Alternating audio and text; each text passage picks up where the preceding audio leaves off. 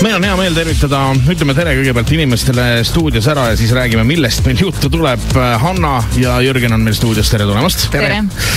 Juttu tuleb siis sellest üritusest, mis leiab aset juba sellel nädalal, nüüd ütle mulle Jürgen 11. Ja? Pühapäeval, jah. Pühapäevasel päeval, selle nimi on Võimla heategevuspäev. Just nii. Nii, aga ennem kui me sellest üritusest hakkame rääkima, siis see üritus on tegelikult vist loodud selle mõttega, et teha head ja koguda annetusi ühele mittetulundusühingule, mille nimi on Vanem vend, vanem õde ja Hanna on siin. Sina oled nüüd selle MTÜ-ga seotud. Räägi, mis asi see Vanem vend, vanem õde siis on? MTÜ Vanem vend, vanem õde viib siis kokku täiskasvanud vabatahtlikud lastega, kes tuge vajavad. Enamik meie lapsi on asenduskodudest, aga mõned tulevad lihtsalt keerulistest oludest, ütleme siis nii peredest, mis on katki või kus on lihtsalt mingid raskused. Ja lapsel on vaja tuge, kedagi, kes teda kuulaks, kedagi, kes oleks eeskujuks. Meie vabatahtlikud just sellist eeskuju ja tuge pakuvadki. Kui palju selliseid lapsi või selliseid perekondi siis on üldse, keda te aitama peaksite? Väga palju. Et hetkel meie ridades on üle 60 vabatahtlikku, kes siis tegelevad sama paljude lastega, aga tegelikult neid lapsi on veel, nii et me pidevalt värbame uusi vabatahtlikke juurde. 2 korda aastas on siis sellised suuremad värbamisperioodid, kus me siis koolitame uusi vabatahtlikke välja, kuid meie ridadesse saab aastaringselt tulla, aidata ka muude tegevustega, korraldada üritusi, teha turundust, nii edasi. No kuidas te täpselt siis aitate neid perekondi? Annate neile palju raha või viite kuhugi üritustele? Mismoodi see aitamine käib täpselt? Raha me ei anna, aga ja lapsi toetame ja aitame ja viime neid üritustele ja võib-olla kõige olulisem on just see üks-ühele suhtlus vabatahtlikuga. See, et laps saab konkreetselt tuge teiselt inimeselt. Ta saab aru, et teist inimest võib usaldada, ennast võib avada, enda probleemidest rääkida ning et koos on lihtsam lahendusi leida. Et see on võib-olla see kõige olulisem, mis meil sageli elus puudu jääb ja just see on see, mida me oma lastele pakkuda tahame. No, kuidas te need abivajavad lapsed ja perekonnad üldse üles leiavad? Tulevad nad ise teie juurde või on teil mingisugused, ma ei tea, inimesed, kes vaatavad ringi, märkavad midagi, kannavad ette? Absoluutselt märkamine on võib-olla siin see märksõna, et koolide sotsiaaltöötajad, psühholoogid, sotsiaalpedagoogid, need on need inimesed, kelle kaudu lapsed enamasti meie programmi jõuavad. Kuid on ka neid lapsevanemaid, kes ise helistavad, ütlevad, et tundub, et lapsel on mingi mure, et kas te saate äkki aidata, et siis ikka aitame. No mis see kõige tihedamini esinev mure siis on praegusel hetkel noortel lastel? Issand, niimoodi on väga keeruline öelda ausalt öeldes. Need probleemid erinevad täiesti, et mõnes peres on majanduslikult rasked olud, mõni perekond teeb läbi lahutust või lähedase kaotus. Neid probleeme on tõesti erinevaid. Mõnel lapsel lihtsalt on puudu mingisugusest hellusest ja hoolitsusest. Kas koolikiusamine on ka üks nendest probleemidest? Koolikiusamine on ka üks nendest probleemidest kahjuks, jah. Kui järjekorras eesotsas see koolikiusamine on? Ei oska niimoodi järjekorda panna, aga ta on seal kindlasti, et paljud meie programmis olevad lapsed ka kannatavad koolikiusamise all, et eks need probleemid käi käsikäes, et ühelt poolt hakkab minema, siis tuleb neid probleeme üha juurde ja meie üritamegi seda takistada.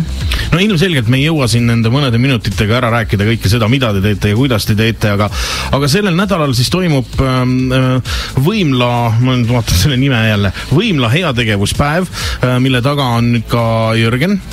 Ja. Nii, räägi meile nüüd sellest päevast, siis mismoodi teie aitate seda MTÜ-d ja mis toimub siis saab?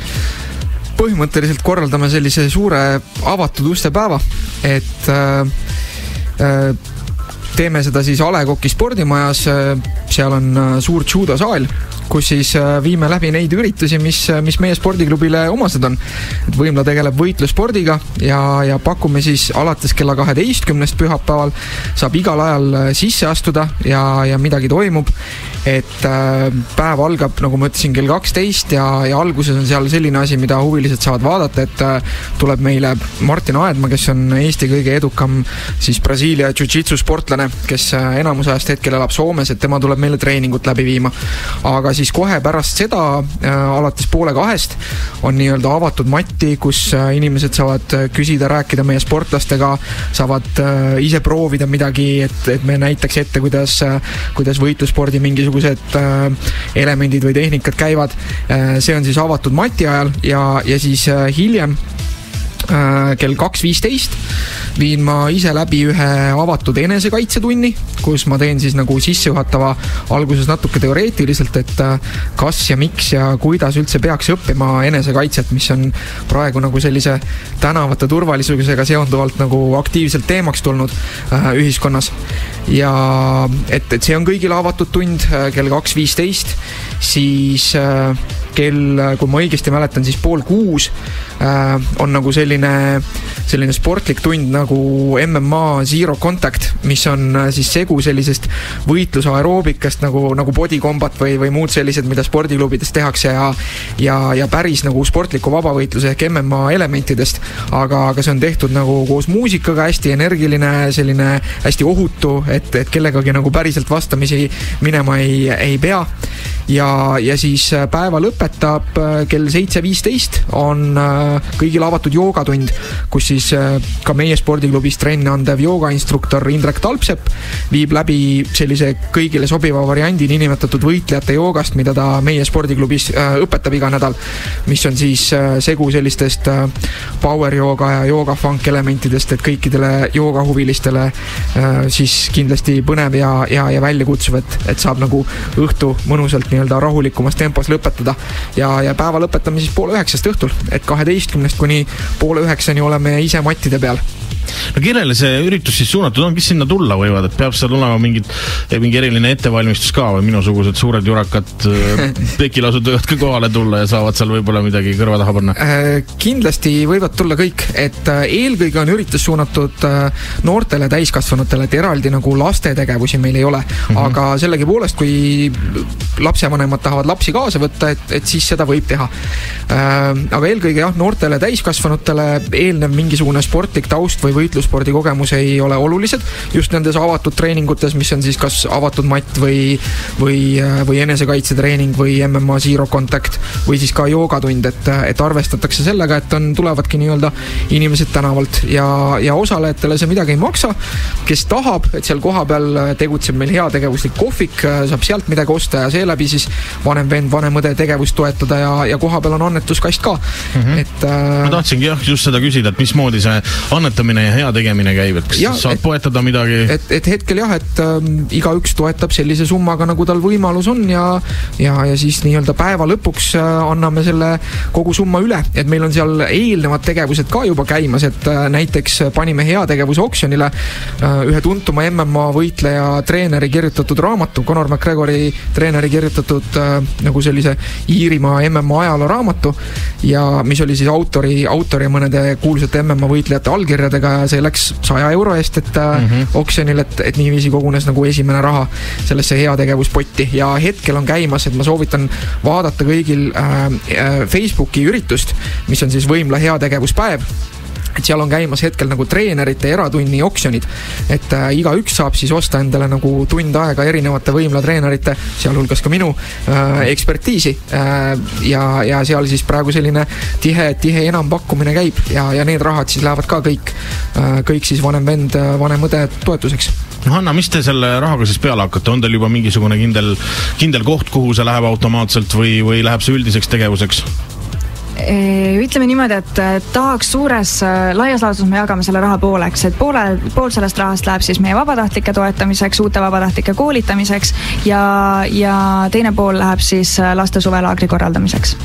No ma hakkasin siin natukene nüüd mõtlema, et kogu see teema, mis sa, Hanna, rääkisid siin, lapsed ja natukene liiga tehtud ja õrnad ja siis tuleb teiselt poolt Jürgen ja sellised MMA ja võitluskunstid ja selline karm värk ja võib-olla keegi saab haiget. Kuidas need asjad omavahel üldse kokku sobivad?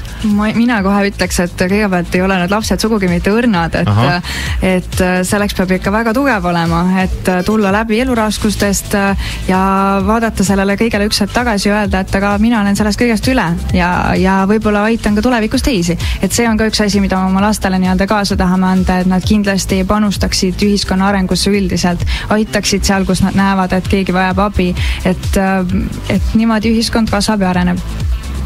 Tahad sa lisada siit? Jah, et et see on ka mujal maailmas, nagu näiteks sportliku vabavõitluse treenerid tegelikult ka tegelevad koolikiusamisvastaste programmidega, et selline võitlusspordist tulev enesekindlus ja see, et lapsed ja noored saavad ennast välja elada mati peal, on tegelikult väga oluline selleks, et ennetada sellist füüsilist kiusamist ja läbi selle tekib ka siuke isiklik vastutustunne, et see on ka üks põhjustest, miks tegelikult me otsisime üles just vanem vend, vanem õde, et ise ma ühest küljest psühholoogina töötades näen neid noori, kellel on võib-olla mingil hetkel jäänud vaja just sellisest täiskasvanu eestkujust ja toest ja teise poole pealt siis propageerida just nagu sellist, kuidas öelda, nagu tervet ja tervislikku võitlussporti, mis aitab ka noortel ja täiskasvanutel ennast ühest küljest maandada ja teisest küljest nagu enesekindlust leida ja oma mingite sisemiste hirmude ja ärevusega paremini toime tulla. Ja ma võib-olla võtaks kohe sellest enesekindlusest kinni, et ka meie MTÜ nii-öelda ülesanne on siis anda lastele just seda enesekindlust, et üldjuhul enesekindel inimene ei kiusa teist ja enesekindel inimene saab elus paremini hakkama, et võib-olla see enesekindlus on siin hea märksõna, jah. No väga tore. Võtame selle asja siis nüüd paari sõnaga lõpetuseks kokku ka, et sellel pühapäeval, 11. detsembril, koht oli A Le Coq'i spordimaja. Kõiki, keda siis huvitab, kuidas me ütleme seda, võitlussport ja kes tahavad natukene head teha, just. Siis tulge kindlasti kohale, kõik pidi olema tasuta, eks? Jah, just, ja kindlasti proovige leida see Facebooki üritus üles ja tundidesse, kuna saal siiski ei ole päris kummist, olgugi et pehme matt on maas, siis nendesse tasuta tundidesse on meil ka eelregistreerimine. Et võimalik, et kui huvi läheb väga suureks, et siis me ühel hetkel lihtsalt ei saa enam kõiki huvilisi vastu võtta. Et otsige see üritus üles ja liituge ja registreerige ennast. Suurepärane. Anna ja Jörgen, suur aitäh, et te tulite ja ma loodan, et te kogute hästi palju raha sellega ja teete siis seda teavitustööd ka, milleks te siis ellu olete kutsutud ja andke meil ikka teada, kuidas teil läks ja võib-olla me siis räägime tulevikus sellest veel. Kindlasti, aitäh! Aitäh!